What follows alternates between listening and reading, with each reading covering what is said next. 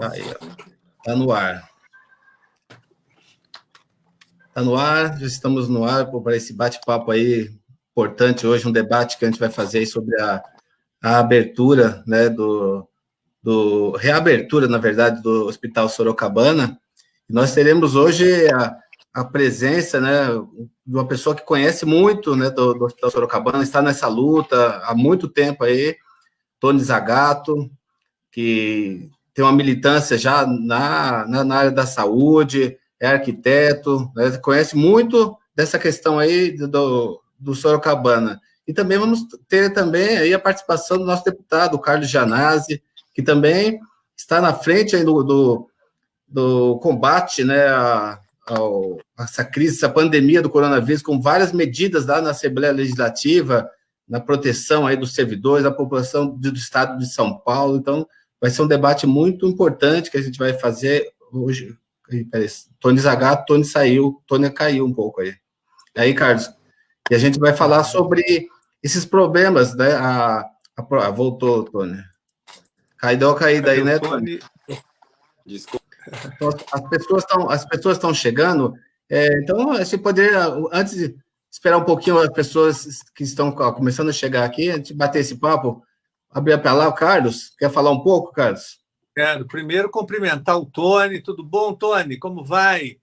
Tony, cumprimentar você, Celso, parabenizar a sua iniciativa aí de promover essa conversa sobre o Hospital Sorocabana e sobre a situação da saúde na cidade de São Paulo. Você que é membro titular da Comissão de Saúde da Câmara Municipal e tem feito um trabalho muito interessante, mapeando os hospitais que estão abandonados na cidade de São Paulo, que são muitos, na verdade. Sorocabana é um deles. Existem outros hospitais subutilizados, hospitais públicos subutilizados e hospitais privados fechados, que poderiam, né, ser reaproveitados nesse momento, reabertos através da intervenção da Prefeitura, do Estado e do poder público. Nós estamos num regime de exceção, numa guerra, né? E nós precisamos de todos os leitos e de todos os espaços da área da saúde, porque o que nós temos não será suficiente, nem com os hospitais de campanha, que foram abertos tanto no Pacaembu como no AMB, e outros que podem ser abertos, porque a gente sabe que vem uma grande crise aí. Nós estamos entrando nela, mas ela vai chegar num pico em que nós vamos ter um colapso total do ponto de vista da falta de leitos hospitalares na cidade e no estado também. Eu estou acompanhando mais, Celso e Tony, o interior. A situação também é grave em várias cidades do interior. São 645 municípios, né? E São Paulo, vocês estão acompanhando mais, mas eu acompanho muita Grande São Paulo, interior paulista, acompanho a Baixada Santista, e a situação também não é muito diferente da de São Paulo. É que São Paulo tem 12 milhões de habitantes. Agora, as outras regiões também estão com dificuldades em leitos hospitalares. Tanto eu acompanho aqui o IANSP, que é o Hospital Servidor Público Estadual, que atende, em tese, 800 mil servidores públicos do estado de São Paulo. Você tem filas e mais filas de pessoas do interior tentando o atendimento em São Paulo, porque não tem IANSP no interior, ou que tem é pouco, né? São poucos que você ama, Celso, são poucos convênios com as Santas Casas, com hospitais regionais, com clínicas. Então, é importante esse debate de hoje, junto com o Tony, que acompanha bastante essa questão do Hospital Sorocabana, e você também que fez intervenções junto à Prefeitura, junto ao Ministério Público, que fez a relação, que mapeou todos esses hospitais subutilizados ou fechados, os particulares, né? Tem denunciado também a questão de falta de equipamentos, de proteção individual para os servidores da saúde. Então, é importante conversar e explicar para a população o que está acontecendo, mas centrar na questão do Hospital Sorocabana, que é um hospital importante, Celso. Parabéns a você e ao Tony também pela luta que ele vem travando. O Tony eu já conheço há um tempo, ele já participou de outras audiências na Assembleia Legislativa, pessoa que conhece bastante sobre o patrimônio histórico do Estado de São Paulo, conhece a cidade, ele é arquiteto, conhece o plano diretor, ele domina várias áreas aí da questão da urbanidade, né? Do Ele é urbanismo membro do, Carlos, ele é Paulo. membro do Conselho Participativo da Lapa também, né? Tem um histórico de luta, é um É, grande lutador das áreas sociais. ele acho que deu um probleminha técnico, o Tony acho que caiu, a rede dele caiu. Vamos aguardar ele chegar, Carlos, de volta, porque ele deu um probleminha técnico aí na rede dele. É? E a gente vai Tá. falando. E hoje, Carlos, para a gente já começar a falar, você acompanhou aí a coletiva aí do governador, então nós teremos nós teremos a prorrogação da quarentena aqui no estado de São Paulo?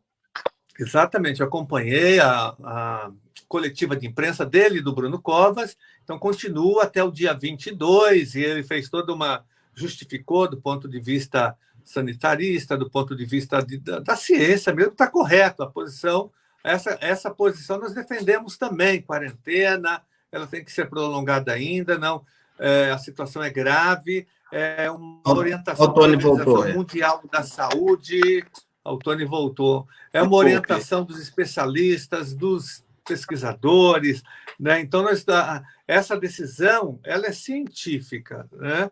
Agora, é lamentável que o Bolsonaro, né, que é o genocida social, que é o homem, que é o presidente da necropolítica, da política da morte, utiliza suas redes sociais fazendo o contrário do que o próprio Ministério da Saúde tem feito. Isso é um absurdo, é um crime. Ele tem que responder criminalmente por isso, porque ele coloca em risco a vida de milhões de pessoas no Brasil. É de uma, não diria irresponsabilidade, isso aí é criminoso, tem que ser preso, tem que ser apiado do poder, ou impeachment, ou renúncia, ou afastamento, qualquer coisa. Ele não pode mais continuar, né, na contramão do que o mundo inteiro está fazendo, que é esse afastamento social. É um absurdo isso. O mundo inteiro está de olho, né, no Brasil por conta disso.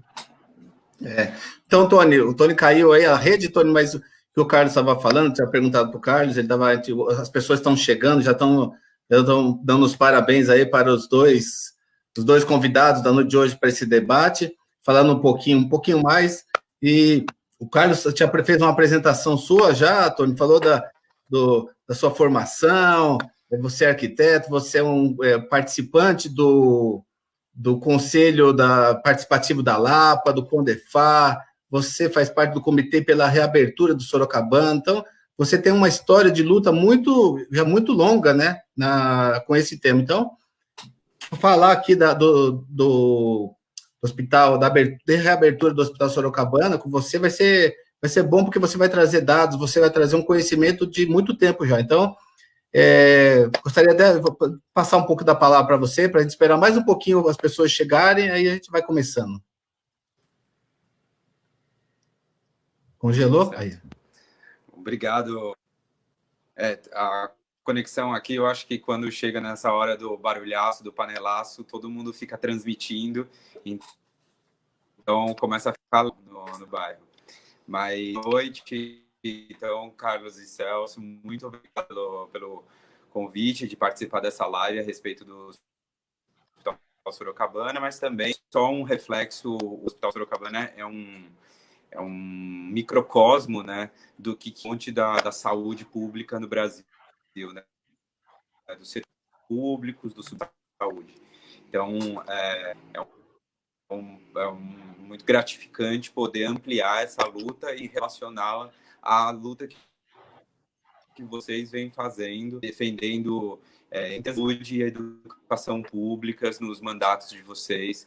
Então, é uma oportunidade muito importante para o Comitê Sorocabana e das pessoas aqui na Zona Oeste de São Paulo, na luta por esse hospital. Muito bom. A gente que agradece a sua participação aqui, Tony, a participação do Carlos também, muito importante esse debate aqui. Ô, Celso, eu queria até propor que, para iniciar essa conversa, o Tony fizesse o histórico do hospital, quando que ele foi fundado, né? Como que ele chegou qual o histórico do Hospital Sorocabana, porque a cidade não conhece, ele está localizado na Lapa, mas é importante porque tem muita gente acompanhando de várias regiões da cidade, até do estado, que o Tony fizesse uma breve retrospectiva do hospital, qual foi o papel dele histórico e como que ele chega nessa situação de fechamento. E daí aí ele vai falar também, logicamente, desse movimento social pela reabertura. É uma sugestão que eu faço para focar na questão do hospital, para as pessoas entenderem o hospital. Né? Carlos, é importante essa sua fala, porque o Tony, como ele participou de todo esse movimento, e aí ele terminar nessa linha do tempo, ele terminar porque ano passado, a Câmara, através do movimento, o Tony foi muito proativo nesse procedimento todo. A Câmara Municipal, através da Comissão de Saúde da Câmara Municipal, eu sou participante, eu sou membro titular da Comissão de Saúde, e o Tony levou essa demanda, e o Tony, o conselho gestor, mas o Tony foi um dos principais líderes ali que levou essa demanda para fazer uma audiência pública no Hospital Sorocabana. E foi feito, né, Tony, no final do ano passado, ali, no teatro, ali perto do hospital Cacilda Becker. E aí, caiu de novo, tá tendo problema na rede ali. E aí, houve essa audiência pública lá, do representante do governo do estado, porque tem um imbróglio, Carlos, entre o governo do estado, o Tony vai contar para a gente isso aí, tem uma disputa entre o governo do estado e a prefeitura de São Paulo, que há 10 anos já o hospital está fechado. Só funcionam lá 2 andares. O Tony vai voltando.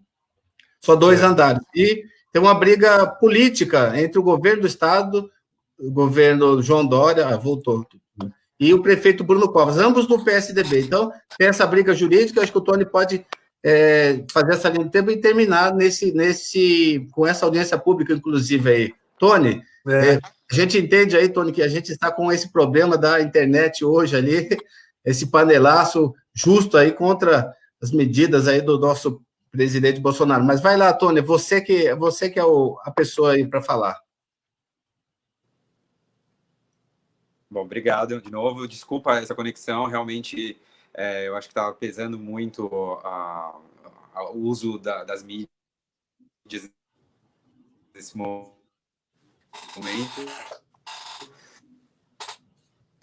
Bom, começar então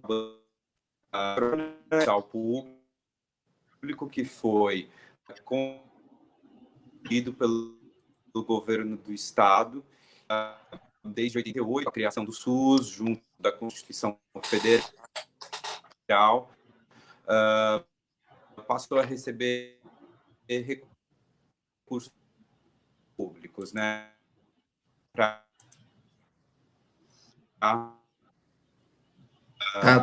travando, Tony, tá travando. Tá travando o som do Tony. Acho que a rede tá com problema na internet, Carlos, do Tony. Nesse período, assim, todo mundo está na internet, tem travado, né? Algumas lives travam realmente, dependendo da região, há uma sobrecarga, então isso é normal nesse momento.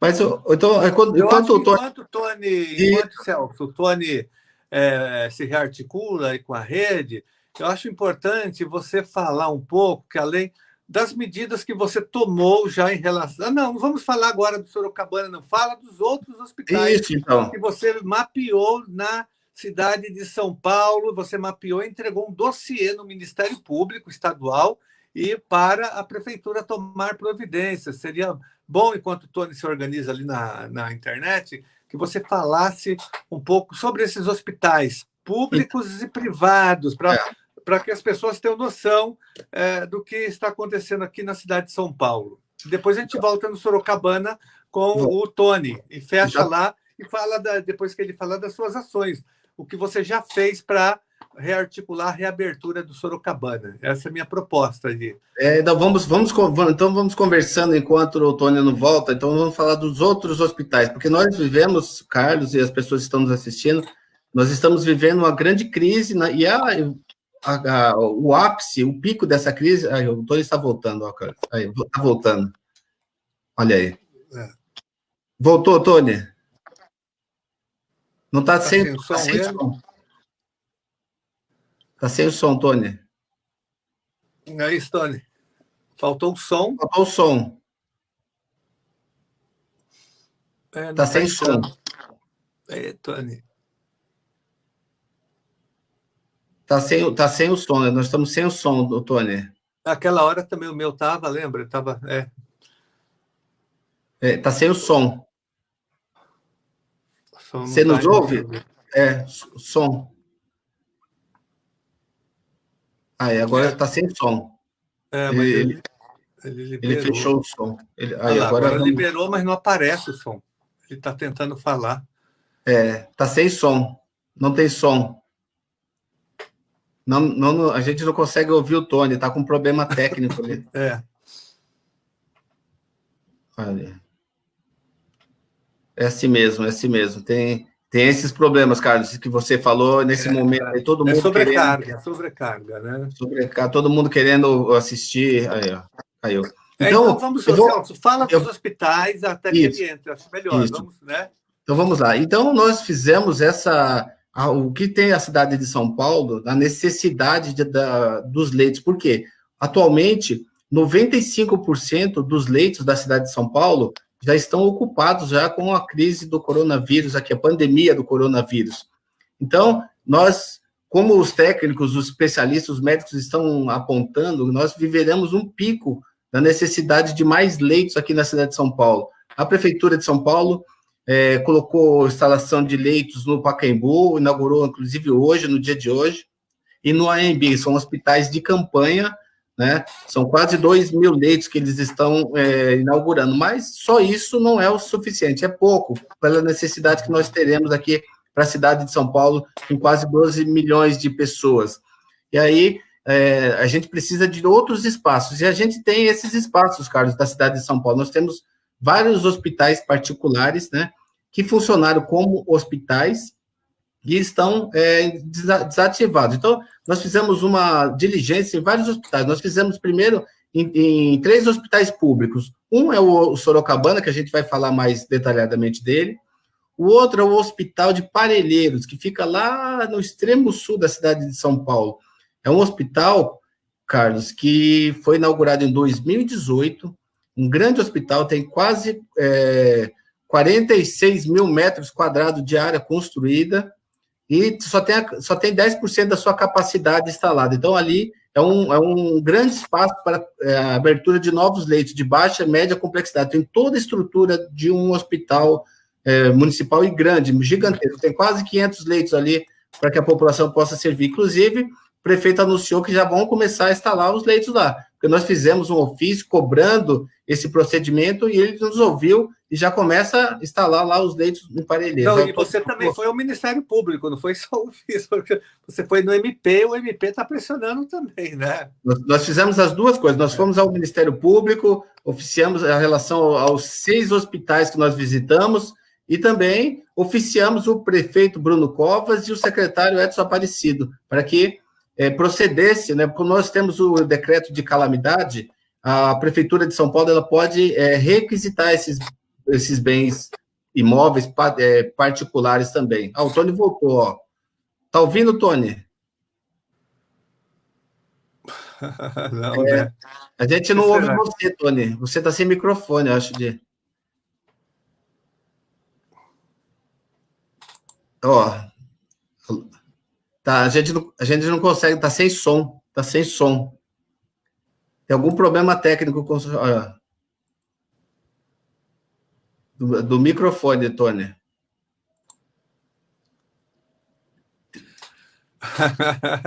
Ele pode colocar um fone. Boa. E aí tá ouvindo, Tony? Você nos ouve? Tem um problema lá bem assim no som, né? E aí, Carlos, então voltando lá no Hospital de Parelheiros, então nós oficiamos sim o Ministério Público e o prefeito e o secretário de Saúde aqui de São Paulo. Esse é um hospital, né, com capacidade para quase 500 leitos lá. Depois, outro hospital público também, que tem condições de abrigar já novos leitos, é o Hospital da Brasilândia, um hospital público também. Tony, nos ouve? Eu sim, vocês me ouvem? Agora sim. Agora sim. Nossa. Agora deu. Agora voltou. Agora essa internet estava derrubando a gente, aí agora melhorou. Tony, eu estava fazendo uma explanação sobre alguns hospitais que eu acabei fazendo diligências para cobrar do Ministério Público, do prefeito Bruno Covas. Então, acho que depois eu volto nesse tema e a gente vai ouvir você do Sorocabana, da questão do Sorocabana, desse histórico que o Carlos até te perguntou. Tony, você ouviu o que eu falei para você fazer um histórico da fundação do hospital, como que ele funcionava e como que ele foi abandonado aí pelo governo, para as pessoas entenderem esse histórico e daí falar do movimento pela reabertura. Tá certo. Bom, torcer agora para o site estabilizar aqui. Bom, então, obrigado de novo, desculpe aí por essas falhas técnicas. O Hospital Sorocabana, ele foi criado por lei estadual, teve uma lei estadual em 53, que doou um terreno para construção, que era a Estrada de Ferro Sorocabana, já integrada à FEPASA, né, onde trabalhavam os ferroviários do estado, numa quadra inteira da Lapa. Esse hospital foi criado, foi construído e funcionou no início atendendo prioritariamente os trabalhadores e trabalhadoras e suas famílias de ferroviários, né? Isso se ampliou em 88 com a importante, fundamental criação do SUS, do Sistema Único de Saúde, na Constituição Federal. E aí o Sorocabana passou a ampliar o seu atendimento, se tornar referência, não apenas para a região, para os trabalhadores, mas para a população da Zona Oeste, Noroeste, região metropolitana, que ali tinham um hospital de referência, né? Bom, esse hospital fechou em 2010, depois que investigações do Ministério Público e denúncias, enfim, levaram a constatação de irregularidades em relação a esses recursos, né? Quando ele fechou em 2010, ele atendia cerca de 20 mil pessoas por mês. Ele possuía, mais ou menos, em 2009, 217 leitos de internação e fazia 500 partos por mês. Então, vejam a capacidade desse hospital. Quando ele fechou, já houve uma atuação, uma reação por parte da população, mais difusa, né? Você teve alguns vereadores já nos seus mandatos reivindicando a sua reabertura, questionando o seu fechamento, denúncias no Ministério Público, cidadãs e cidadãos da região pedindo a sua reabertura. Em 2017, esse movimento começou a ganhar caldo, corpo, porque aumentavam as notícias de que o Sorocabana poderia ser leiloado para arcar com dívidas trabalhistas que haviam sido deixadas pela entidade particular que administrava os recursos públicos. Então, veja, né, um hospital que é público, foi mal administrado por uma entidade privada e ela deixou dívidas com os seus ex-funcionários e o hospital podia ir a leilão para arcar com uma dívida contraída por uma entidade privada, né? Bom, esse leilão chegou a acontecer em agosto de 2018, quando houve um ato já pelo Comitê de Defesa do Hospital Sorocabana, um movimento popular de saúde criado a partir da integração de muitos coletivos que atuam na Zona Oeste, né? Então, coletivos como o Pompeia Sem Medo, o Lapa Sem Medo, o coletivo Butantan na Luta, que trava há mais anos, né, e que é um movimento irmão, né, do comitê, na medida em que ele reivindica a reabertura do hospital universitário, a pleno funcionamento do hospital universitário da USP, e que nós, então, passamos a atuar de forma conjunturada em defesa dos hospitais, desses dois hospitais da Zona Oeste, né? Esse leilão, que, então, aconteceu em agosto, foi anulado pela Justiça do Trabalho, e o hospital continua, então, depois de ter sido o governo do estado reaver o hospital, com a justiça, voltou para sua propriedade, né? Em 2013, o governo do estado firmou um termo de cessão com a prefeitura de São Paulo, que é um termo juridicamente, digamos, precário, né, do ponto de vista jurídico. Ele pode ser revertido, então ele não dá uma segurança jurídica, segundo a prefeitura de São Paulo, para fazer investimentos de grande porte naquele hospital, porque ele poderia voltar para o governo do estado, segundo essa cessão, que é só de 20 anos, e já se passaram, então, 7 anos, né? Faltam 13. Bom, nesse período, a Prefeitura de São Paulo instalou no térreo e no primeiro andar do Hospital Sorocabana, no mezanino, 3 serviços de saúde. A AMA Sorocabana, assistência médica ambulatorial, uma unidade da Rede Hora Certa e uma unidade do CER, o Centro de Reabilitação.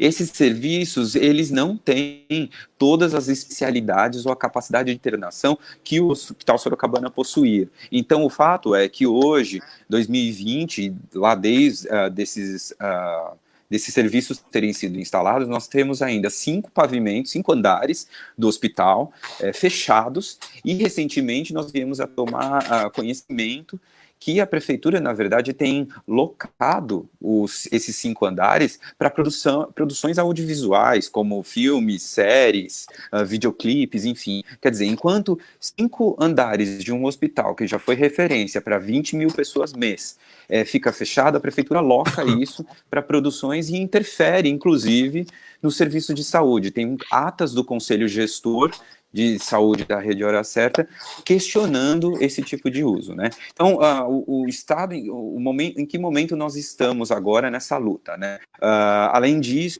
acho que também vale acrescentar, nesse período todo, o Conselho Participativo da Lapa, né, do qual eu estou no meu segundo mandato, que é um conselho da população para incentivar a participação social e a fiscalização e o controle social das políticas públicas, desde então, ele reivindicava, enviava ofício, discutia nas suas reuniões mensais a reabertura do hospital. Isso tomou fôlego também a partir de 2017, 2018, né? Então, nós tivemos uma série de ofícios, foi assim que, né, nós tomamos muito contato, né, Celso, eu indo lá, e tantos outros conselheiros e militantes do Comitê Sorocabana indo nas reuniões ordinárias da Comissão de Saúde da Câmara dos Vereadores, né? Até que no ano passado, né, nós tivemos aquela ótima audiência pública no Teatro Cacilda Becker, com quase 300 pessoas, né, participando em defesa da reabertura do hospital e também discutindo a terceirização da saúde no município de São Paulo,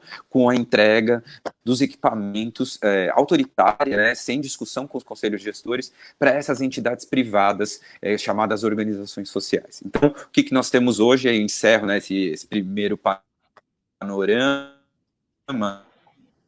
é que na própria audiência pública, o representante informou tenso na Secretaria da Saúde com o pedido de doação do hospital feito pela própria prefeitura. Então, veja, é um imóvel público do Estado que a Prefeitura de São Paulo, outro ente público, quer receber em definitivo para fazer a reforma. Isso foi reiteradamente declarado pelo secretário municipal de saúde. Né? Então, nesse momento, é fundamental que essa decisão da municipalização do hospital seja finalmente tomada. Quer dizer, se em menos de um mês, em dias, foi decidida a construção de hospitais de campanha no estádio do Pacaembu, no AMB, como é que um hospital existente, com 5 pavimentos, fechados, imóvel público, não pode ser transferido em definitivo do Estado para o município? A gente não consegue entender o que pode estar atravancando isso, né? Então, é isso, mais ou menos. Ô, Tony e Carlos, a gente nessa audiência pública, que o Tony muito bem, teve uma participação muito importante lá, o representante do governo do Estado disse que tem um processo na Procuradoria-Geral do Estado. Então, é um imbróglio que a Secretaria Municipal de Saúde e o governo do Estado, eles não se resolvem. A Prefeitura e o Estado não se resolvem para definitivamente trazer esse hospital para o município de São Paulo e para que ele seja reaberto, né, com as condições aqui, 100% SUS aqui para o município de São Paulo. Então, como o Tony fala, Carlos, é uma briga política de dois governantes atualmente do mesmo partido. Era nessa condição, a gente já brigava muito por isso no ano passado, todo esse tempo, inclusive no ano passado. Agora, não tem por que os dois não sentarem e bater o martelo, assinar um decreto, Carlos, ou passando pela Assembleia Legislativa, formalizando urgentemente essa doação, o que quer que seja, para que o hospital volte a funcionar. O Celso, olha, e Tony, essa situação já era inconcebível antes da crise do coronavírus. Né? Você tem um equipamento público, um hospital público sendo vítima de uma disputa entre dois entes federativos. Isso já é muito grave, e por conta de uma interpretação ou de um parecer da PGE, a Procuradoria-Geral do Estado, que muitas vezes é lenta, é burocrática, coloca empecilhos o tempo todo. Eu tenho muitos embates lá, principalmente, Celso e Tony, em relação às interpretações que são feitas pela PGE sobre os direitos dos servidores, sempre contra os servidores. Né? Eles colocam, me parece que, uma política de ódio contra os nossos servidores, contra a população. Então, é inconcebível, já era inconcebível agora, né? É mais inconcebível ainda. E nós estamos denunciando já na Assembleia Legislativa, pedindo ao governador Dória que ele faça uma intervenção direta junto à PGE, que é subordinada a ele, ao governador. Ele tem que tomar uma atitude política, né? E orientar a PGE a liberar rapidamente. Já devia ter feito isso. Numa situação como essa, de calamidade pública, de pessoas morrendo, isso é um absurdo, que um empecilho burocrático, jurídico, atrapalhe o funcionamento de um hospital que está lá praticamente abandonado. Então, eu quero só registrar, Celso, que você tomou medidas, o Tony faz parte do movimento, que é importante, o movimento social é fundamental, né? E nós, na Assembleia Legislativa, estamos pressionando o governador, né, para que ele libere imediatamente, para que ele resolva essa situação junto ao prefeito Bruno Covas, entendeu? Mas você, Celso, além de ter oficializado e levado essa questão para o prefeito Bruno Covas, você acionou o Ministério Público também. O MP já abriu inquérito civil para apurar.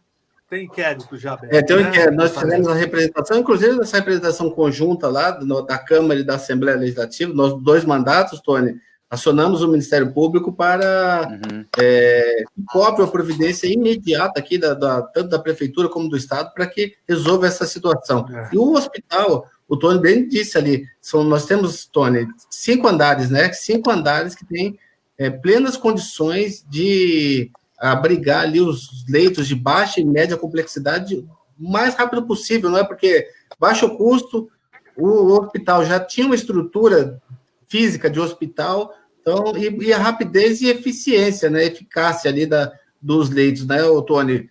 A gente faz o cálculo ali de aproximadamente 300 ou 400 leitos de baixa e média complexidade, se for usado para esse fim, né?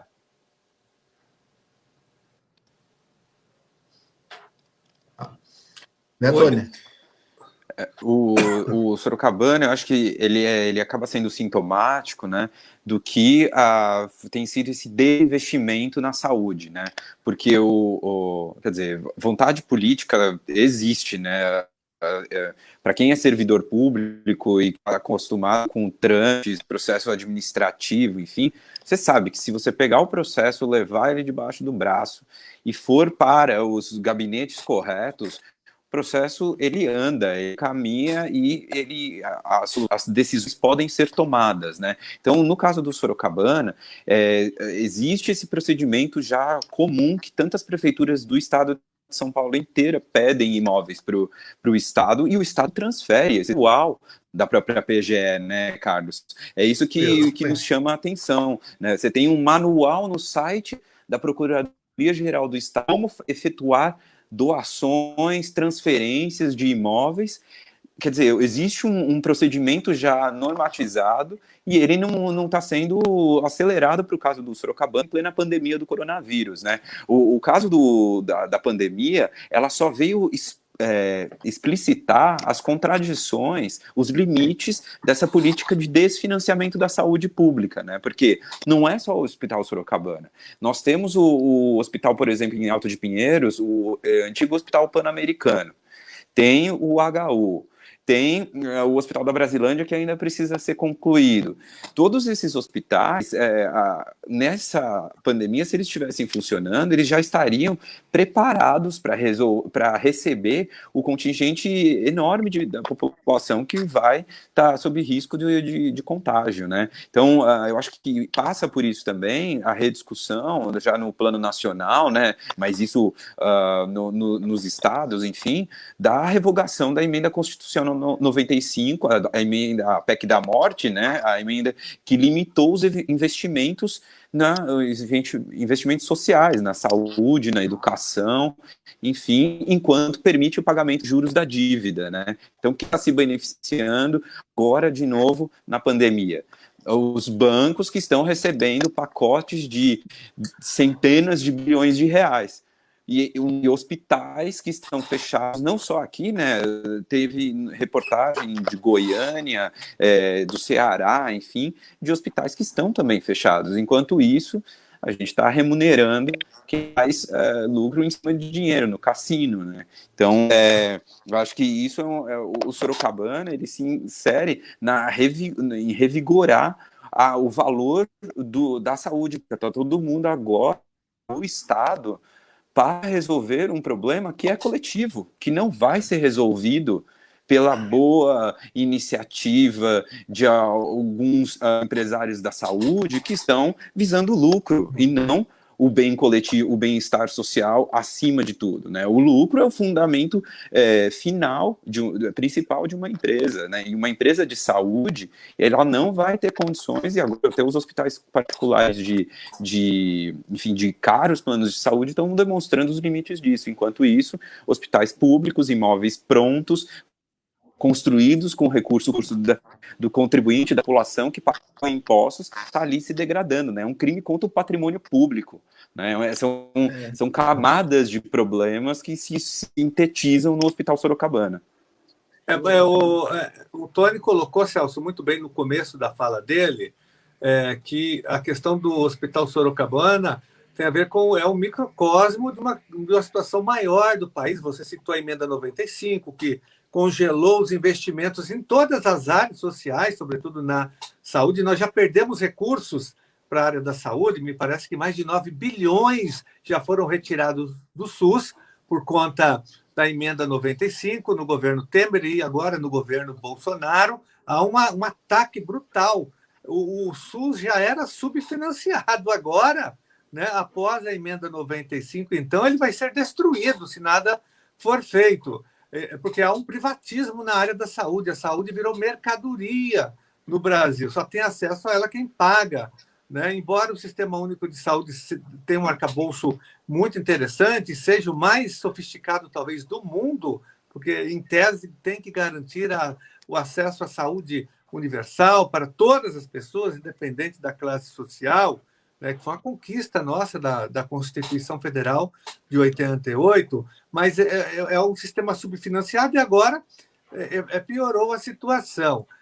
Então, esse privatismo ele permeia todo o sistema de saúde, inclusive aqui em São Paulo. O governo estadual, desde 98, Celso e Tony, tem terceirizado, tem entregue os hospitais estaduais para as organizações sociais de caráter privado, faculdades particulares, são gestoras desses hospitais, e por isso que eu falo que são organizações sociais, entre aspas, de caráter privado, fazendo a gestão desses hospitais públicos. Em São Paulo, na capital, também. Acho que aí o Celso pode falar um pouco mais das terceirizações que estão ocorrendo nas UBSs, que você tem feito um movimento contra, né, junto com os servidores da saúde, Celso, junto com os conselhos, a UBS lá do Jardim República, que você fez um movimento, da Chácara Santo Antônio, a UBS de Veleiros e tantas outras. Seria bom você falar também que essa terceirização ela vem permeando também a cidade de São Paulo.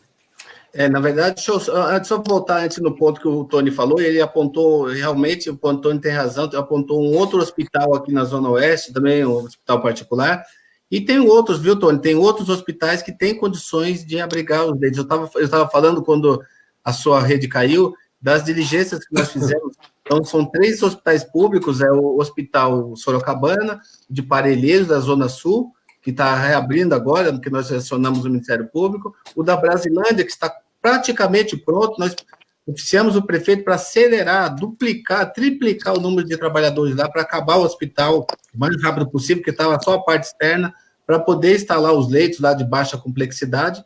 Está pronto, também é público, mas nós temos vários hospitais particulares, que eram hospitais, funcionaram como os hospitais, tem um que funciona ainda como hospital, uma parte funciona como hospital da Cruz Vermelha, ali na Rubem Berta, uma parte muito pequena funciona como hospital, um prédio, e mais outros 2 prédios estão lá sem a função de hospital. Então, são 40 mil metros de área ali que podem servir rapidamente para a abertura de novos leitos. Tem também... Celso, é bom explicar e esclarecer que, por conta, tem um decreto, né, de calamidade pública, um decreto emergencial que autoriza o prefeito a requisitar todos esses prédios, não é isso? A prefeitura pode requisitar todos os prédios particulares, né, para combate à pandemia do coronavírus. Então, é imediato isso. E lá o espaço está quase que ocioso, está muito ocioso, aliás.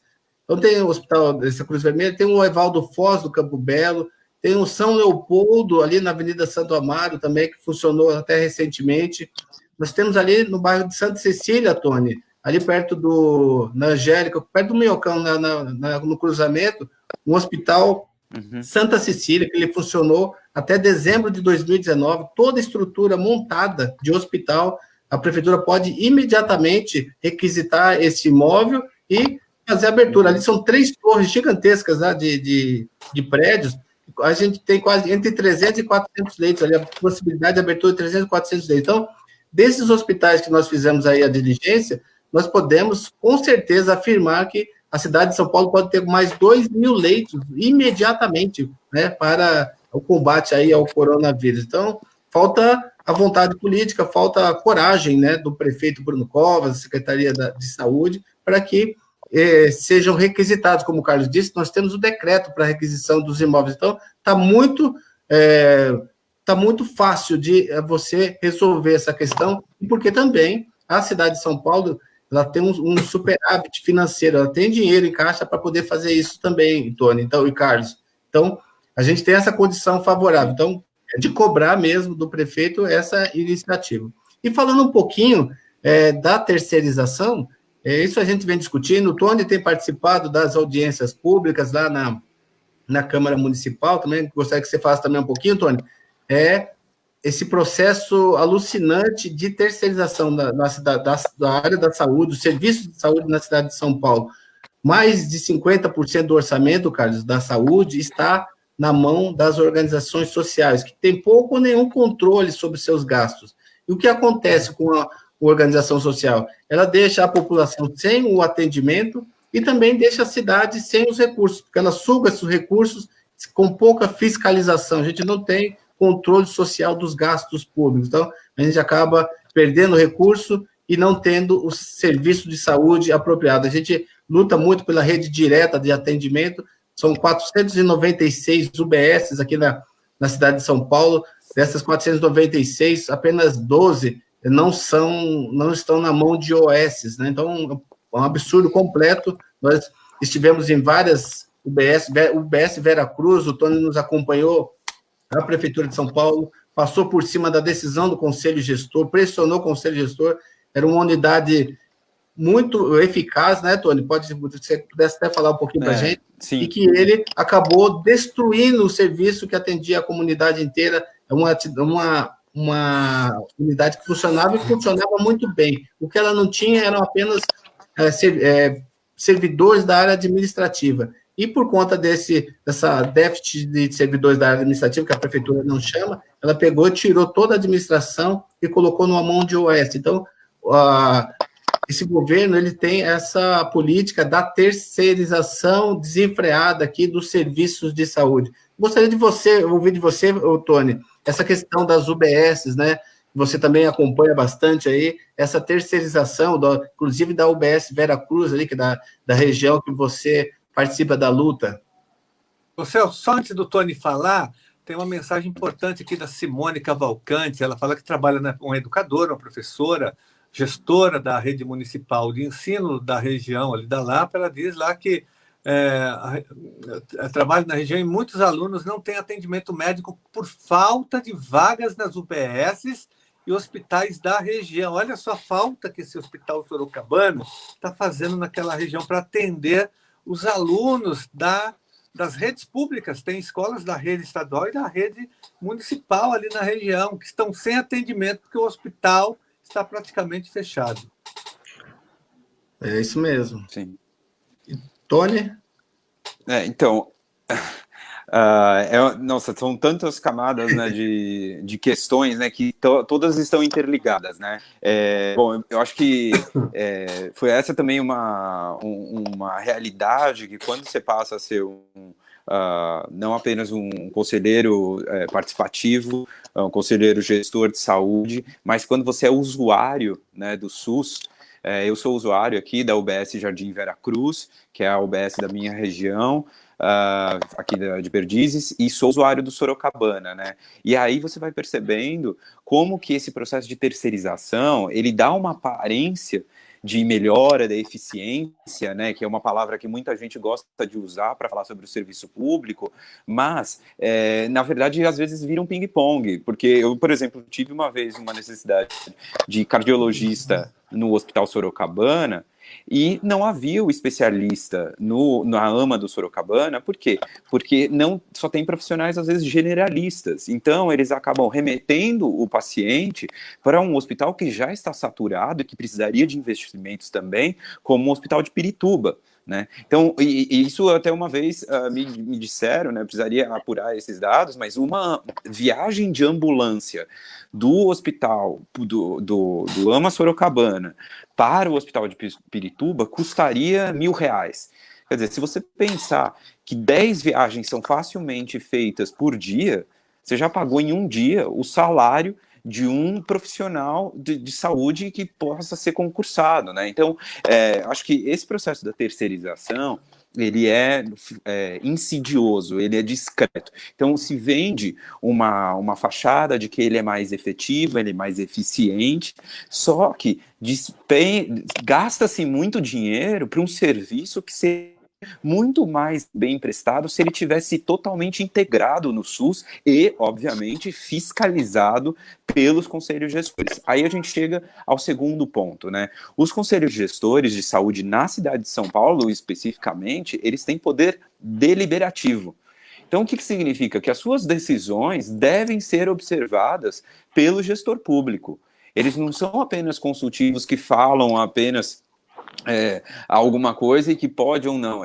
O que eles deliberam tem fundamentação. E para se contrapor, tem que ter uma manifestação técnica para atender o gestor público e aí ao conselho deliberativo, conselho gestor. E aí entra o caso da UBS Vera Cruz, né? A UBS Vera Cruz, que fica aqui em Perdizes, ali do lado da Avenida Pompeia, ela tinha uma gestão pública direta, excelente, recebeu prêmios com vários grupos voluntários da população usuária da UBS, que se auto-organizam os profissionais de saúde dessa UBS, servidores públicos, às vezes servidoras e servidores aposentados, que vão e têm um vínculo com a comunidade e que ali ficam fazendo muitos outros trabalhos, mesmo já estando aposentados, né? E isso é saúde pública com S maiúsculo, com um atendimento integrado, porque a saúde não é o processo final de remediar. A saúde pública, e o SUS está nos princípios do SUS, da atenção primária, de prevenir, de cuidar da saúde, da atenção básica, né? E aí já existem até pesquisas, né? Nesse momento que a gente está falando sobre a retomada do valor da ciência, da razão, né? E não ficar acreditando que a Terra possa ser plana, né, quando já está demonstrado que não é a mesma coisa. Na área da saúde, da gestão pública de saúde, já existem pesquisas. Teve uma pesquisa recente da Fiocruz, da Fundação Oswaldo Cruz, que demonstrou que o atendimento primário da saúde, ou seja, as UBSs, como essa da Veracruz, nas cidades do Oeste que mantiveram sob gestão pública direta das prefeituras, então no caso Vitória e Belo Horizonte, elas têm um melhor atendimento de saúde. O Rio de Janeiro, que foi no sentido contrário e terceirizou toda a atenção básica à saúde, ele está com índices muito piores, e não é à toa que a crise de saúde pública é de uma gravidade até maior no Rio de Janeiro. Né? Então, o que acontece? Se você tem um processo de terceirização,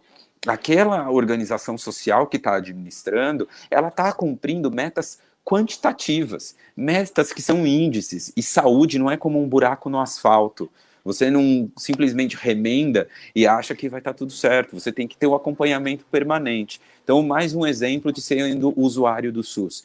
Se você vai a cada vez na UBS, e você é atendido por um profissional diferente, né, uma médica, uma enfermeira, enfim, como que ela vai conhecer o seu histórico de saúde, o seu passado? Ela vai pegar só pelo prontuário, e ela tem metas ali para ser cumpridas de atendimento, enfim, quando um profissional que está ali sendo fiscalizado, um servidor público, e a gente sabe que devem ser feitas as fiscalizações, as críticas, tem que ser, o serviço público é de todas, não é de um setor, não é apenas da gestão do governo do momento, não é apenas dos trabalhadores, dos servidores, ele é de todo mundo integrado, e é por isso que os conselhos de gestores de saúde, por exemplo, são compostos pelas 3 partes, né?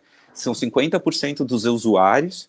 Então, metade dos conselhos gestores de todas as unidades de saúde da cidade de São Paulo, 20% por membros da gestão e 25% por membros dos trabalhadores. E aí entra também o conflito de interesses, que são essas OSs administrando os serviços públicos. Bem, se você tem dentro desses conselhos gestores de saúde profissionais que podem ser demitidos pelos seus chefes, integrando esses conselhos gestores, por que eles vão criticar os seus chefes sobre problemas na gestão? Isso é um conflito de interesses. Como é que você vai fazer a fiscalização do seu próprio chefe se ele pode te demitir? Então, nós temos que entender que tudo isso passa por decisões políticas, né? Na hora que nós fragilizamos os conselhos gestores de saúde, terceirizamos, quando a gestão terceiriza essas unidades de saúde, ela está fragilizando o atendimento à população, à saúde, porque precisa da estratégia saúde da família, de que as pessoas os profissionais vão até as casas das pessoas perguntarem e entenderem as suas realidades, porque mesmo dentro de da Zona Oeste, que pode ser menos homogênea, tem muita disparidade social, tem muita desigualdade. Então, você precisa ter a estratégia da saúde da família indo todos aos lugares de vulnerabilidade, de maior precariedade, e priorizar o atendimento na prevenção. Essa intervenção, não sei se eu me alonguei, tudo que a gente está falando aqui, Celso e Carlos, isso já é dos institutos, das universidades privadas, inclusive, de fundações também, demonstrando, né? A Espanha agora está colocando todos os leitos hospitalares sob gestão pública. Né? No momento de uma pandemia, só fica mais evidente de que não adianta você cuidar da saúde de quem tem dinheiro, porque, inclusive, o vírus veio como? O coronavírus chegou ao Brasil como? Das pessoas que tinham a renda suficiente para viajar para o exterior e vir para cá. Então, o vírus entra pelo aeroporto de Cumbica. Né? Ele entra por um ato que vai ter acesso de saúde, mas ele vai contaminar todo mundo. Então, você precisa ter a gestão pública, como o SUS foi inspirado lá na Inglaterra, no National Health System. Né? Então, o sistema público de saúde se mostra. O presidente da França agora acabou de falar isso também, da importância que a saúde é coletiva, não tem como segmentar em função da renda. Nós estamos recebendo várias mensagens, o Mário Balanco, que ele coloca, obrigado, Mário, obrigado a todos que estão mandando essas mensagens aqui, muitas mensagens assim, bem interessante, perguntas interessantes. Ó.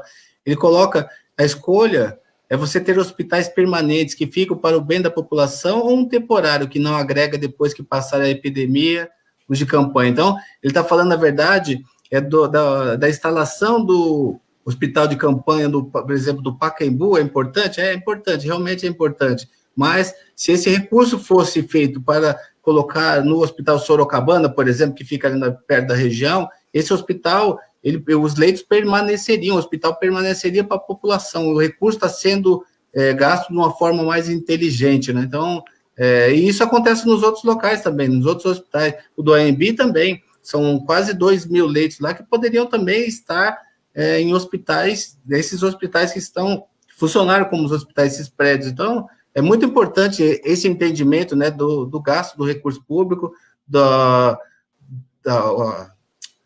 população ter esse atendimento e de fato, o Tony e Carlos, assim, o SUS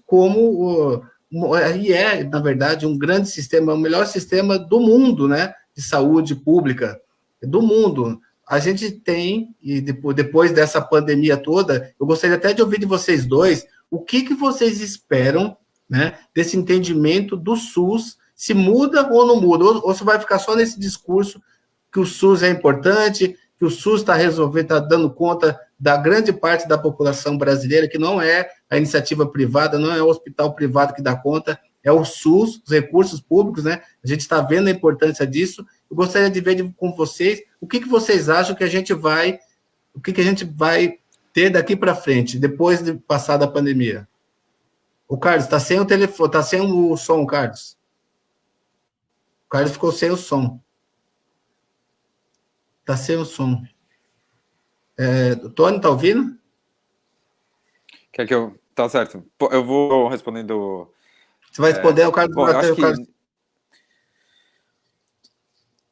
Então, eu acho que a perspectiva, eu acho que nós temos a questão da revogação no plano nacional da emenda constitucional 95 de 2016, né, acabar isso, não existe um teto constitucional no planeta, nenhum país do mundo inscreveu esse tipo de rigor na Constituição Federal, aquele pacto social que deveria zelar por 210 milhões de pessoas, no caso do Brasil, colocando um teto para investir na saúde e na educação. Isso não em plano nacional, né? No caso da cidade de São Paulo, ou até no caso do estado, nós temos que reforçar o papel. Não vai ser uma pessoa, um conselho participativo, um conselheiro, um mandato sozinho. Nós estamos nessa luta se unificando e agregando, somando forças, né? Para fortalecer o controle social, a participação popular nos gastos, no uso do orçamento que é de todo mundo, do dinheiro público, né? Então, o fortalecimento dos conselhos gestores de saúde, a retomada dos conselhos de orçamento participativo, que foi extinto, né? Já existiam aqui em São Paulo e foram extintos, né, nessa gestão. Então, precisa... Por que não está querendo que se controle e fiscalize o orçamento público, né? Se a gente fiscalizar, vai ter mais transparência e vai ter mais bom uso do dinheiro público, né? Para além disso, acho que são essas medidas, né, do ponto de vista imediato, que já foram tomadas assim, por vontade política, da população se organizando. A gente tem as limitações agora de mobilização nas ruas, mas tem que se mobilizar nas redes, atuando junto dos movimentos populares, né? Na região oeste, né, no caso do Comitê Sorocabana e do Butantan na Luta, nós temos construído uma Assembleia Popular permanente para reunir todas as pessoas interessadas na defesa do SUS e da saúde pública como um dever do Estado, porque saúde é um direito humano, né, e saúde pública é um dever do Estado, para organizar a população na Zona Oeste em defesa de todos os seus equipamentos de saúde, né. Acho que tem uma questão urgente que também se mostrou, que é a regulamentação do imposto previsto na Constituição sobre as grandes fortunas, né. Esse imposto emergencial precisa ser debatido, porque enquanto fica se cortando o direito de trabalhadores com a tal da reforma trabalhista, que foi, na verdade, o desmonte da legislação trabalhista, né, fica aí sob esse discurso da modernização, mas não se fala de modernizar a taxação das grandes fortunas, né? Então a gente precisa modernizar a taxação e modernizar com justiça tributária, né? Eu acho que se nós ficarmos falando só sobre o for não falar da aritmética, né, da matemática envolvida nos impostos, vai ficar como uma declaração de intenções. E, na verdade, existe muito dinheiro, o Brasil é muito rico, arrecada muito imposto, o problema é que ele é capturado para pagamento de dívida, de juros da dívida pública, enquanto se limita o investimento em saúde e educação, né, entre outras áreas sociais, né, e acho que tem que ser colocado de uma vez por toda no debate público, a população tem que se apropriar do que é o conflito de interesse das organizações sociais no caso da saúde, né? Elas estão sendo estendidas e, como você falou, né, Celso, aí eu concluo também, para não me estender, elas em 2019 consumiram mais de 5 bilhões de reais do orçamento da cidade de São Paulo, né? Se eu não me engano, estava em 10 bilhões, né? Se você pensa que quantas organizações sociais são? 8 organizações sociais recebendo 5 bilhões de reais para administrar unidades de saúde. Onde estão esses 5 bilhões se tem tanta gente mal avaliando a prestação de saúde pública na cidade de São Paulo, né? Imagina a revolução que poderia ser feita no sistema municipal de saúde de São Paulo se nós tivéssemos esses 5 bilhões sendo investidos no Sorocabana, no Pan-Americano, que já havia sido desapropriado, na melhoria das UBSs, na construção de mais UBSs, enfim, 5 bilhões de reais é muito dinheiro e não dá para ficar na mão de dirigentes recebendo, às vezes, salário. Isso também, né? Teve até uma CPI na Alesp, onde o Carlos está, e que denunciou, viu o tanto que os dirigentes dessas OSs ganham, às vezes, acima do salário do prefeito e de ministro do STF, né? Às vezes, então, é um conflito de interesse de cabo a rabo que precisa ser debatido e apropriado pela população. E sem, Tony, e sem falar que a gente não tem, a Câmara Municipal não tem controle dos gastos das OS, nas OS, a Câmara Municipal não tem esse controle, a Secretaria da Fazenda, e nem a sociedade tem o controle desses gastos sociais das OS. Metade do orçamento vai embora, esses 5 bilhões que você corretamente apontou, e vai sem fiscalização. E o Carlos gostaria de... Ele voltou, teve um probleminha técnico ali, o Carlos saiu. Carlos, está me ouvindo? Consegue me ouvir? Agora sim. Está me ouvindo, tá? Que ótimo. Então, para você falar dessa perspectiva, depois da pandemia, depois que passarmos isso, a nossa perspectiva do SUS. Não, nós temos que continuar mais fortes ainda na luta em defesa do financiamento correto do Sistema Único de Saúde, que é um sistema muito importante, um dos mais importantes do mundo e extremamente elogiado por vários países do primeiro mundo. Agora, o problema é que ele sempre foi subfinanciado. Nós temos que aumentar o financiamento, canalizar dinheiro público. Eu acho que com essa crise toda, a população vai perceber, ela vai ser didática também, porque a população está percebendo que quem socorre o povo é o SUS, né? É a universidade pública, que é responsável por 95% das pesquisas feitas no Brasil. Acho que mais do que nunca agora, né, os serviços públicos estão sendo valorizados, mais do que nunca, principalmente na área da saúde, da pesquisa, da ciência, tudo isso eu não vejo. Onde estão as universidades privadas nessa história toda? Eu não vejo pesquisas, porque a universidade privada não faz pesquisa. É a USP que está fazendo pesquisa, a Unesp, a Unicamp, as federais, as estaduais. São essas universidades, né, que foram atacadas sistematicamente por esse governo genocida e criminoso do Bolsonaro, né, que retirou recursos das universidades, que atacou os servidores públicos, dizendo, o Paulo Guedes falou que servidor era parasita, um absurdo. Agora a população está vendo a importância das universidades públicas, das escolas públicas, mas, sobretudo, do SUS. Então, mas o SUS precisa de muito dinheiro, de mais financiamento. Concordo com o que o Tony falou, tem que suspender o pagamento da dívida pública brasileira, tem que rever a política de desoneração do Estado, que consome bilhões, que entrega bilhões para setores econômicos que não dão nada em troca para o Estado, nem geram emprego. Aqui em São Paulo, são 20 bilhões, bilhões por ano, transferidos para empresas aéreas, para empresas do agronegócio, grandes frigoríficos que não geram emprego na cidade de São Paulo. Então, você tem muito dinheiro. O Brasil é um país rico, está entre as 10 maiores economias do mundo. A questão aqui é a desigualdade social e a concentração de renda. Então, nós queremos agora que o cofre do Tesouro seja aberto para socorrer a população e que continue o investimento mais do que nunca nas áreas sociais. E repito, só para terminar, você que está terminando, a população está entendendo agora, mais do que nunca, a importância dos serviços públicos e ela percebeu que o serviço público foi sucateado. Só que agora nós vamos ter uma nova conjuntura, um novo momento histórico de valorização dos serviços públicos com muito financiamento. É isso que a gente vai ter logo ali na frente, assim que sair da pandemia. Olha, nessa perspectiva aí, Carlos, entrou aqui um comentário aqui, uma pergunta do professor André Lola, que fala que o número de dependentes do SUS irá aumentar com o desemprego, visto que aqueles que têm convênio das empresas irão perder. Então, quem vai socorrer de fato, André Lola, que coloca aqui para a gente, quem vai socorrer a população de fato é o SUS, né?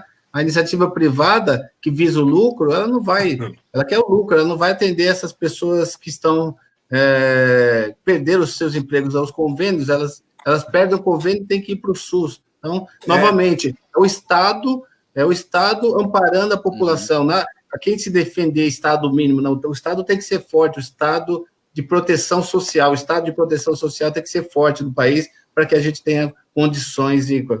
Agora, a gente já está caminhando já para o final, tem muita gente fazendo perguntas e colocando, mas também o tempo está passando. Eu gostaria para a gente já caminhar para a finalização, eu gostaria de ouvir de vocês dois, Tony e o Carlos, das posições, né, do presidente Bolsonaro, da questão de ficar em casa ou relaxar a quarentena, né? Lembrando que o direito de ficar em casa é um direito à vida, né? Então, aí o conflito da saúde com a economia. Eu queria ouvir de vocês um pouquinho para a gente caminhar para o nosso... Celso, só antes de eu acho que a gente vai fazer o encerramento, respondendo essa questão que você falou, mas tem uma questão gravíssima que está ocorrendo, que é a falta, olha, isso aí é geral, você está recebendo muitas denúncias, eu também, todo mundo, sobre a falta de EPIs, né? Isso aí é grave, grave, grave. Você entrou no Ministério Público já com uma representação, mas, olha, eu fui no servidor público estadual, no IANSP, e lá a situação é essa. Não tem, os profissionais da educação estão sem máscaras, sem luvas, sem os equipamentos básicos de proteção. E lá já foram afastados 200 servidores da saúde, profissionais da saúde. E tem essa falta de equipamentos que é geral. Os nossos servidores estão praticamente abandonados, os servidores da área da saúde. Deveriam ter esses equipamentos. Nunca tiveram e continuam não tendo, mesmo nessa situação. Agora, você acionou o MP, não foi isso também? Exatamente. Aqui, nós temos um dado hoje, Tony e Carlos, da autarquia municipal hospitalar aqui, 1.500 servidores, eles foram afastados porque eles estão contaminados com o coronavírus aqui. 1.500 que estão na linha de frente do combate ao coronavírus. Por quê? Eles estão atendendo sem EPI, sem máscara, sem luva, sem álcool em gel, tanto das unidades básicas de saúde, hospitais, SAMU, UVS, todos os profissionais. Inclusive, ontem, lamentavelmente, nós tivemos a perda de um servidor do SAMU, né? Porque teve contato direto, está sem as máscaras de proteção, são poucas máscaras. A Prefeitura de São Paulo, com descaso da saúde total, não se preparou adequadamente, então tem pouco EPI para os profissionais que estão na linha de frente do combate ao coronavírus. Então, a gente perdendo esses profissionais, a gente está perdido, né? Porque eles estão ajudando a salvar vidas. E outra coisa que eles não fizeram, Carlos e Tony, é a convocação dos servidores e médicos, enfermeiros que passaram em concursos públicos estão em lista de chamadas e a prefeitura não fez a chamada desses profissionais que a gente está precisando muito agora. Então, a gente fez oficiou também o Ministério Público para que chame imediatamente esses servidores e também, não só chame, mas também que equipe eles com os equipamentos de proteção individual para que eles possam sobreviver a essa pandemia, né? Então, é muito complicado. Então, eu passaria para vocês para falar um pouquinho dessa questão do relaxamento ou não da quarentena para a gente ir para o nosso encerramento. Tony? Bom, eu acho que essa questão do isolamento, ela inicia como tem uma entidade aí metafísica chamada mercado, que tem que ser supostamente atendida para dizer o que a economia tem que fazer. Não existe economia se não houver vidas humanas, e acho que essa pandemia também está colocando em xeque o modelo econômico hegemônico hoje em dia, que não é só a custa de vidas humanas, é a custa do meio ambiente, é a ecologia toda que está em crise em função, o sistema ecológico todo está em crise em função desse modelo que é extrativista, é predatório tanto das vidas humanas quanto do meio ambiente natural, né? Então, o isolamento social, o fim dele, seja mesmo com esse chamado isolamento vertical, no fundo reflete o que se chama de necropolítica, né? Você está escolhendo os corpos que podem morrer. Você está escolhendo os corpos que podem perder a vida, serem contaminados, né? Porque quem está decidindo a respeito disso, exceto um irresponsável, essa é a rampa do Planalto, e cumprir apoiadores, está produzindo morte. Né? Nós não estamos aqui falando de números, nós estamos falando de pessoas, né? Então, o isolamento social, ele é a medida, nesse momento, mais efetiva, é a que está reduzindo a possibilidade de contaminação. Enquanto isso, os trabalhadores e trabalhadoras das linhas de frente, seja, sobretudo da saúde dentro dos equipamentos, mas também o pessoal da coleta de resíduos, coleta de lixo, entregadoras e entregadores, todas essas pessoas estão entrando em contato.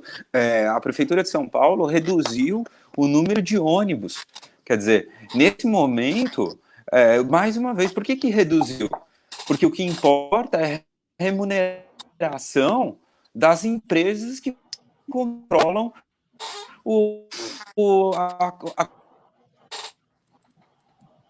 concessão. Acho que deu um probleminha no microfone, Tony. Deu um probleminha no microfone do Tony. Enquanto a gente não resolve, cara, antes de passar para você, eu vou ler uma pergunta da Paula Rattori Ranço, que coloca aqui para a gente. Ela pede que façam lives semanalmente, porque o curso dos acontecimentos é tão veloz e devastador quanto o vírus e sua propagação. Vamos fazer sim. E tem também, Paula, e tem também, não é só o vírus, tem o verme do Bolsonaro, desse governo genocida, né, que pode levar milhares de pessoas à morte com essa atitude criminosa que ele vem tendo contra o isolamento social. Acho que voltou o seu microfone. Não, mas voltou, cortou dessa vez exatamente onde eu estava concluindo, né? Que o isolamento é a medida efetiva, né? Mais efetiva nesse momento, até que possa ser pensado como equalizar, né, a questão do contágio, enfim, e da cura, né? Se houver. Carlos? Olha, então, para finalizar e já fazer as minhas considerações finais, primeiro, o isolamento é a única alternativa que nós temos nesse momento para diminuir a tragédia, né, que já se avizinha. Nós vamos ter muitas mortes, mas sem o isolamento vai ser muito pior, nem se compara. Então, por isso que o mundo inteiro está entrando na quarentena, no isolamento social, por orientação da Organização Mundial da Saúde, por orientação da ciência, dos pesquisadores, dos sanitaristas, dos médicos, dos especialistas, das várias secretarias de saúde, não só de São Paulo, mas de todo o Brasil, vários estados aderiram, vários países, enfim, há um consenso científico em torno disso. Eu fiquei chocado, Tony Celso, com esse artigo de hoje, do Osmar Terra, que é deputado federal do Rio Grande do Sul, e é do PMDB, se eu não me engano, e foi ministro também do próprio Bolsonaro, mas saiu. Parece que ele quer voltar e fica puxando o saco do Bolsonaro. Ele escreveu um artigo comparando essa crise com as crises que ocorreram há algum tempo atrás, quando ele era secretário de Saúde do Rio Grande do Sul. Então, ele fica comparando, que não tem nada a ver uma coisa com a outra. Ele fala que é médico e que tem, mas ele não fundamenta cientificamente, está puxando o saco, tentando referendar a tese do Bolsonaro para ver se ele ganha um novo ministério, eu acho, né? É um absurdo que uma pessoa se preste a isso, um médico, um deputado federal, falou que já foi secretário de saúde, se preste a referendar uma tese anticientífica, né? Não tem fundamento nenhum. Enfim, então eu acho que o caminho esse, é o que o mundo inteiro está fazendo, Celso e Tony, é isso que nós apoiamos. Agora, com proteção social, as pessoas devem ter proteção social porque ficar em casa é um direito, né? É um direito à vida, à saúde, à segurança, à cidadania. Então tem que ter dinheiro público financiando, primeiro, as pessoas que estão na informalidade, as pessoas, os profissionais da informalidade, como eu disse, os precarizados, os moradores em situação de rua, né, a população vulnerável. Essa população tem que ser toda protegida pelo Estado para ela atravessar essa crise. E as pessoas que estão empregadas devem ter a garantia dos seus empregos, né, sem corte de salário, sem terrorismo em cima dessas pessoas. O governo tem que cumprir o seu papel de canalizar recursos. Todo mundo, os Estados Unidos está fazendo isso, a Inglaterra, a Alemanha, a Espanha, a Itália, todos os países do mundo, a Argentina falou que durante 60 dias ninguém pode mandar ninguém embora, nenhuma empresa. É isso que... Então, isolamento com proteção social para todos, todas as vidas importam. É isso, parabéns, Celso, parabéns, Tony, aí, pelas intervenções que vocês fizeram. Um abraço e boa noite.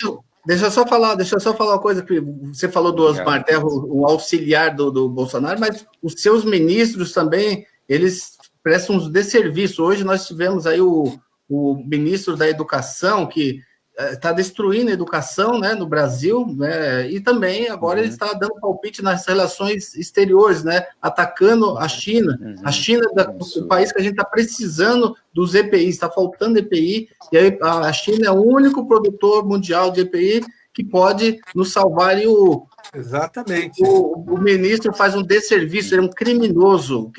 Todos esses ministros aí em volta do presidente, que também é um criminoso, o genocida, né, da população brasileira, presta um desserviço nesse momento tão grave aí que nós estamos vivendo.